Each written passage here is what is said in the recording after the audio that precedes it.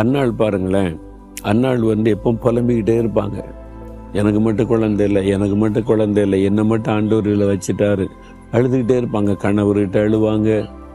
எப்பவும் துக்க முகத்தோடு இருப்பாங்க. பார்க்குறவங்க, அன்னால என்னாச்சு உனக்கு? என்ன ஆண்டவர் கைவிட்டுட்டார், என்னை மட்டும் மறந்துட்டார், எனக்கு மட்டும் ஒன்றும் செய்ய மாட்டேங்கிறாரு. ராத்திரிலாம் அழுதுகிட்டே இருப்பார். சாப்பிட மனம் இல்லை. கணவர் கூப்பிடுவார், சாப்பிடுமா? இல்லை இல்லை எனக்கு வேண்டாம், சாப்பிட மனம் இல்லை. படுக்கையில் அழுது கொண்டே இருப்பார். புலம்பிக் கொண்டே இருந்த ஒரு பெண் தான் அன்னாள். என்ன குழந்தை இல்லை, நிந்த பரிகாசம், அதுக்கு மத்தியில் கலக்கம். ஒரு நாள் ஆண்டவரிடத்தில் வந்து புலம்பினாள், கண்ணீர் விட்டு, ஆண்டவரே, மன கசந்து அழுதாள். எனக்கு ஒரு குழந்தை கொடுங்க, உங்களுக்கே தந்துடுறேன்னு எல்லா புலம்பலையும் ஆண்டோடைய பாத்தில் வச்சுட்டாளா.